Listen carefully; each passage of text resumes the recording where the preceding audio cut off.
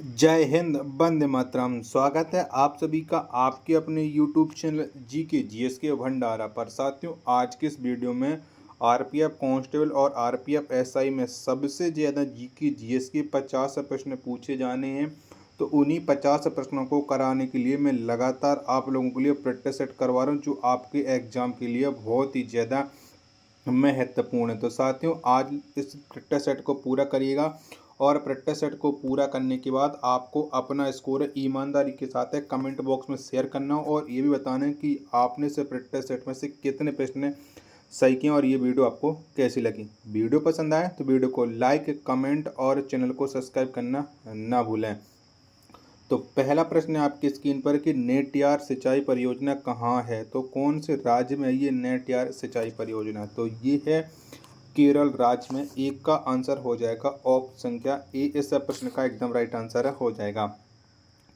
प्रश्न संख्या 2 है आपके सामने कि तात्या टोपे का वास्तविक नाम था। तो बताओ क्या नाम था तात्या टोपे का। तो इनका जो वास्तविक नाम था वो था रामचंद्र पांडुरंग। तो का राइट आंसर हो जाएगा ऑप्शन संख्या सी, इस प्रश्न का राइट आंसर हो जाएगा। प्रश्न संख्या 3 है आपके सामने कि डालमा अभ्यारण्य किस राज्य में स्थित है। बताओ कौन से राज्य में ये डालमा अभ्यारण्य। तो ये है झारखंड राज्य में डालमा अभ्यारण्य। 3 का राइट आंसर हो जाएगा ऑप्शन संख्या बी, इस प्रश्न का राइट आंसर हो जाएगा। प्रश्न संख्या 4 है आपके सामने कि सोलंकी वंश का संस्थापक कौन था। बताओ किसने सोलंकी वंश की स्थापना की थी। तो मूलराज प्रथम ने सोलंकी वंश की स्थापना की थी। 4 का राइट आंसर हो जाएगा ऑप्शन संख्या ए, इस प्रश्न का राइट आंसर हो जाएगा। प्रश्न संख्या 5 है आपके सामने कि माप तौल की दशमलव प्रणाली किस देश की देन है। बताइए कौन से देश की देन है माप तौल की दशमलव प्रणाली। तो ये है फ्रांस की देन। किसकी है? फ्रांस की देन है। 5 का राइट आंसर ऑप्शन संख्या सी, इस प्रश्न का राइट आंसर हो जाएगा।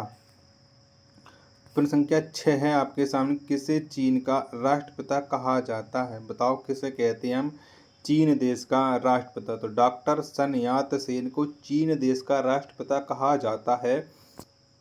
6 का जो राइट आंसर होगा वो ऑप्शन संख्या बी, इस प्रश्न का राइट आंसर हो जाएगा। अगला प्रश्न प्रश्न संख्या 7 है आपके सामने कि अहमद शाह अब्दाली का वास्तविक नाम क्या था। बताओ क्या था इसका वास्तविक नाम अहमद शाह अब्दाली का। तो इसका जो वास्तविक नाम था वो था अहमद खां। क्या था? अहमद खां था। 7 का राइट आंसर हो जाएगा ऑप्शन संख्या ए, इस प्रश्न का राइट आंसर हो जाएगा। प्रश्न संख्या 8 है आपके सामने कि कपिल धारा जलप्रपात किस नदी पर स्थित है। बताओ कौन सी नदी पर है ये कपिल धारा जलप्रपात। तो ये है नर्मदा नदी पर। 8 का राइट आंसर ऑप्शन संख्या बी, इस प्रश्न का राइट आंसर हो जाएगा। 9वां प्रश्न है आपके सामने कि ऑफिसर्स ट्रेनिंग एकेडमी कहाँ अवस्थित है। तो बताओ कहाँ पर है ये ऑफिसर्स ट्रेनिंग एकेडमी। तो ये स्थित है चेन्नई में। ऑप्शन संख्या ए, इस प्रश्न का राइट आंसर हो जाएगा। साथियों, यहाँ तक अगर आपको वीडियो थोड़ी बहुत ही पसंद आई तो प्लीज़ वीडियो को एक लाइक आप लोग जरूर कर देना। प्रश्न संख्या 10 है आपके सामने कि चिल्का झील किसके लिए प्रसिद्ध है। बताओ किसके लिए चिल्का झील जानी जाती है। तो झींगा पालन के लिए चिल्का झील प्रसिद्ध है। ऑप्शन संख्या ए, इस प्रश्न का राइट आंसर हो जाएगा। प्रश्न संख्या 11 है आपके सामने कि दुनिया के मजदूरों एक हो का नारा किसने दिया था। बताओ ये नारा किसके द्वारा दिया गया था। तो इस नारे को दिया था कार्ल मार्क्स ने। 11 का राइट आंसर ऑप्शन संख्या ए, इस प्रश्न का राइट आंसर हो जाएगा। प्रश्न संख्या 12 है आपके सामने कि भगत सिंह को फांसी की सजा सुनाने वाला न्यायाधीश कौन था। बताओ कौन से न्यायाधीश ने भगत सिंह को फांसी की सजा सुनाई थी। तो जेसी हिल्टन ने सुनाई थी। 12 का राइट आंसर ऑप्शन संख्या सी, इस प्रश्न का राइट आंसर हो जाएगा। प्रश्न संख्या 13 है आपके सामने कि एलिफेंटा जलप्रपात कहाँ अवस्थित है। तो बताओ कहाँ पर है ये एलिफेंटा जलप्रपात। तो ये स्थित है मेघालय राज्य में। 13 का राइट आंसर ऑप्शन संख्या डी, इस प्रश्न का राइट आंसर हो जाएगा। प्रश्न संख्या 9 है आपके सामने कांग्रेस का प्रथम विभाजन किस अधिवेशन में हुआ था। कौन से अधिवेशन के दौरान कांग्रेस का विभाजन हो गया था। तो सूरत अधिवेशन में हुआ था। 14 का राइट आंसर ऑप्शन संख्या ए, इस प्रश्न का राइट आंसर हो जाएगा। प्रश्न संख्या 15 है आपके सामने कि रोहतांग दर्रा कहाँ अवस्थित है। तो कौन से राज्य में ये रोहतांग दर्रा। तो ये पड़ता है हिमाचल प्रदेश में। 15 का राइट आंसर ऑप्शन संख्या सी बताने वाले सभी लोगों का राइट आंसर हो जाएगा। 16वां प्रश्न है आपके सामने कि बाइबल का जर्मन भाषा में अनुवाद किसने किया था। तो किसके द्वारा ये अनुवाद किया गया था। तो बाइबल का जो जर्मन भाषा में अनुवाद किया था वो किया था मार्टिन लूथर ने। 16 का आंसर ऑप्शन संख्या ए एकदम करेक्ट आंसर हो जाएगा। 17वां प्रश्न है आपके सामने कि भारत में किस वर्ष वन्यजीव संरक्षण अधिनियम लागू हुआ था। तो कब लागू हुआ था ये वन्यजीव संरक्षण अधिनियम। तो 1972 में ये लागू हुआ था। 17 का राइट आंसर ऑप्शन संख्या ए इस प्रश्न का राइट आंसर हो जाएगा। 18वां प्रश्न है आपके सामने कि बद्रीनाथ किस नदी के तट पर बसा है। तो कौन सी नदी के तट पर बसा है। तो अलकनंदा नदी के तट पर बद्रीनाथ बसा हुआ है। 18 का आंसर ऑप्शन संख्या सी इस प्रश्न का राइट आंसर हो जाएगा। प्रश्न संख्या 19 से आपके सामने कि जलियांवाला बाग हत्याकांड में किस नाम के भारतीय ने डायर का सहयोग किया था। तो बताओ किसने सहयोग किया था। तो जो डायर का सहयोग किया था वो भारतीय थे हंसराज। 19 का आंसर ऑप्शन संख्या बी इस प्रश्न का एकदम करेक्ट आंसर हो जाएगा। प्रश्न संख्या 20 से आपके सामने कि इंडिया फॉर इंडियंस पुस्तक के लेखक कौन है। तो किसके द्वारा ये पुस्तक को लिखा गया है। India for India. तो इस पुस्तक के जो लेखक हैं वो हैं चित्तरंजन दास। 20 का आंसर ऑप्शन संख्या बी इस प्रश्न का राइट आंसर हो जाएगा। प्रश्न संख्या 21 से आपके सामने कि ऑस्ट्रिया का चांसलर कौन था। बताओ कौन था ऑस्ट्रिया का चांसलर। तो मेटरनिख ये ऑस्ट्रिया का चांसलर था। 21 का आंसर ऑप्शन संख्या बी इस प्रश्न का राइट आंसर हो जाएगा। प्रश्न संख्या 22 से आपके सामने गुर्जर प्रतिहार वंश का संस्थापक कौन था। तो कौन था। तो नागभट्ट प्रथम ये गुर्जर प्रतिहार वंश का संस्थापक था। 22 का राइट आंसर ऑप्शन संख्या डी इस प्रश्न का राइट आंसर हो जाएगा। प्रश्न संख्या 23 से आपके सामने कि विवेकानंद को स्वामी विवेकानंद की उपाधि किसने दिया था। तो किसके द्वारा ये उपाधि प्रदान की गई थी। तो महाराज खेतड़ी के द्वारा विवेकानंद को ये स्वामी विवेकानंद की उपाधि मिली थी। 23 का आंसर ऑप्शन संख्या बी एकदम करेक्ट आंसर हो जाएगा। प्रश्न संख्या 24 से आपके सामने कैबिनेट मिशन किसके नेतृत्व में आया था। बताओ किसके नेतृत्व में आया था। तो जो कैबिनेट मिशन है ये पैथेक लॉरेंस के नेतृत्व में भारत आया था। 24 का आंसर ऑप्शन संख्या ए इस प्रश्न का राइट आंसर हो जाएगा। प्रश्न संख्या 25 से आपके सामने कि लेह और श्रीनगर को संबद्ध करने वाला दर्रा है। तो वो कौन सा दर्रा है जो लेह और श्रीनगर को आपस में जोड़ता है। 25 का राइट आंसर क्या हो जाएगा। तो वो दर्रा है जोजिला दर्रा। ऑप्शन संख्या सी इस प्रश्न का राइट आंसर हो जाएगा। प्रश्न संख्या 26 से आपके सामने कि फरक्का सिंचाई परियोजना किस राज्य में है। तो कौन से राज्य की ये सिंचाई परियोजना है फरक्का। तो फरक्का पश्चिम बंगाल की। 26 का राइट आंसर ऑप्शन संख्या सी इस प्रश्न का राइट आंसर हो जाएगा। 27वां प्रश्न है आपके सामने कि भारत में सबसे पुराना अभ्यारण्य कौन सा है। तो कौन सा है। तो भारत में जो सबसे पुराना अभ्यारण्य है वो है जिम कॉर्बेट। 27 का आंसर ऑप्शन संख्या सी इस प्रश्न का राइट आंसर हो जाएगा। प्रश्न संख्या 28 से आपके सामने कि हरित सोना कहलाता है। तो क्या कहलाता है हरित सोना। चारों ऑप्शन अब आपकी स्क्रीन पर सो रहे हैं। तो हरित सोना ये कहलाता है चाय। 28 का राइट आंसर ऑप्शन संख्या डी इस प्रश्न का राइट आंसर हो जाएगा। साथियों अगर आपको यहाँ तक वीडियो और कोई भी प्रश्न अगर आपको अच्छा लगा हो तो प्लीज़ आप वीडियो को एक लाइक जरूर कर दीजिएगा। और चैनल को आप लोगों ने अभी तक सब्सक्राइब नहीं किया होगा तो चैनल को आप लोग जरूर सब्सक्राइब कर लीजिएगा। प्रश्न संख्या 29 है आपके सामने कि भारत में हिमालय की सबसे ऊँची चोटी कौन सी है। तो बताओ कौन सी है भारत में हिमालय की सबसे ऊंची चोटी। 29 का राइट आंसर आपको बताना है। तो ये है कंचनजंगा। ऑप्शन संख्या ए इस प्रश्न का राइट आंसर हो जाएगा। प्रश्न संख्या 30 से आपके सामने किस इटली निवासी को मानववाद का संस्थापक माना जाता है। तो किसे माना जाता है। तो ये माना जाता है पेट्रोक को मानववाद का संस्थापक। ऑप्शन संख्या ए इस प्रश्न का राइट आंसर हो जाएगा।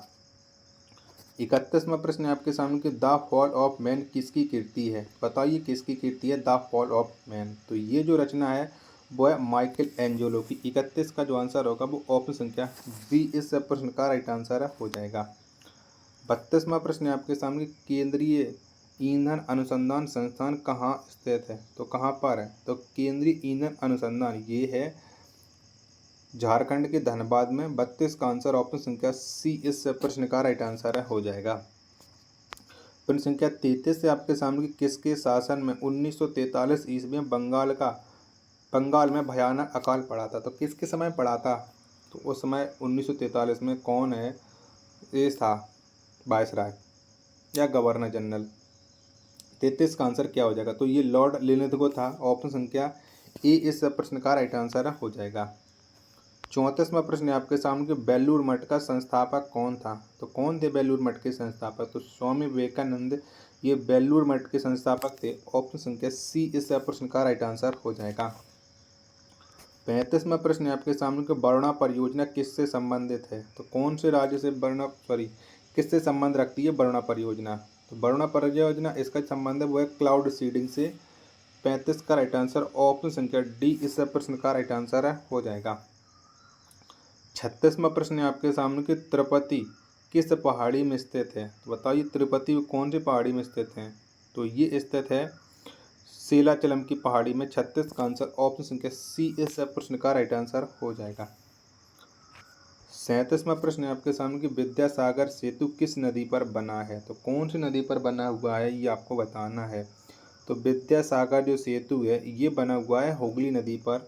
37 का आंसर ऑप्शन संख्या बी इस प्रश्न का राइट आंसर हो जाएगा। 38वां प्रश्न है आपके सामने कि मांडी सिंचाई परियोजना किस नदी पर अवस्थित है? बताओ कौन सी नदी पर है? तो मांडी सिंचाई परियोजना ये ब्यास नदी पर है। 38 का आंसर ऑप्शन संख्या बी इस प्रश्न का राइट आंसर हो जाएगा। 39वां प्रश्न है आपके सामने कि भारत में गेहूं का जीन बैंक कहाँ स्थित है? तो कहाँ पर है? तो भारत में जो गेहूं का जीन बैंक है ये करनाल हरियाणा में है। 39 का आंसर ऑप्शन संख्या ई इस प्रश्न का राइट आंसर हो जाएगा। प्रश्न संख्या 40 से आपके सामने केंद्रीय बकरी अनुसंधान कहाँ स्थित है? बताओ कहाँ पर ये केंद्रीय बकरी अनुसंधान केंद्र? तो ये है मखदूम उत्तर प्रदेश में। 40 का आंसर ऑप्शन संख्या ई इस प्रश्न का राइट आंसर हो जाएगा। 41वां प्रश्न है आपके सामने कि अमेरिका का स्वतंत्रता युद्ध किस संधि के तहत समाप्त हुआ? तो ये पेरिस की संधि के तहत समाप्त हो गया था। ऑप्शन संख्या ए इस प्रश्न का राइट आंसर हो जाएगा।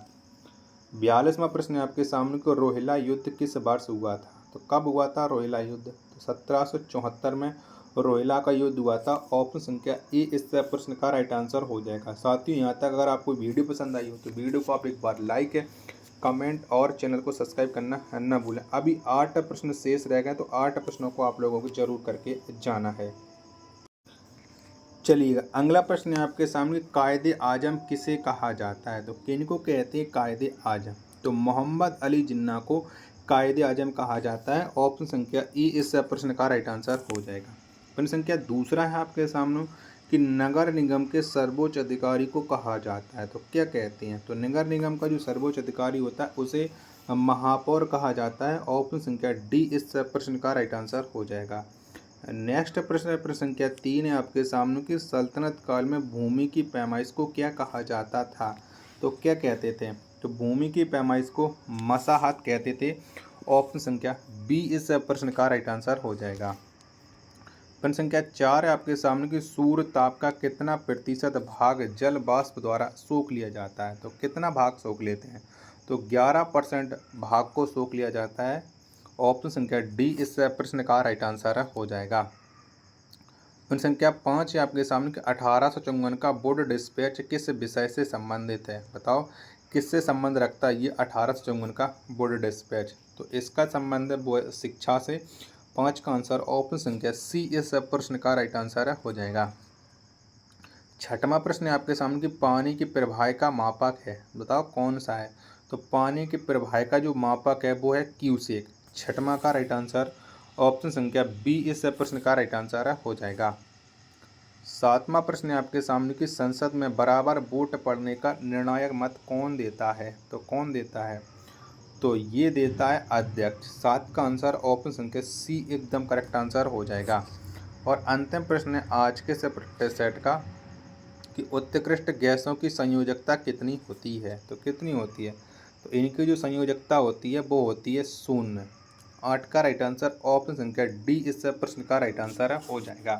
तो साथियों अगर आपको ये वीडियो पसंद आई हो तो वीडियो को आप एक बार लाइक कीजिएगा। चैनल को आप लोगों ने अभी तक सब्सक्राइब नहीं किया होगा तो तो चैनल को आप लोग जरूर सब्सक्राइब कर लेना। मिलते हैं अपन नेक्स्ट वीडियो तक नेक्स्ट प्रैक्टिस सेट में, तब तक के लिए धन्यवाद। जय हिंद मेरे प्यारे साथियों।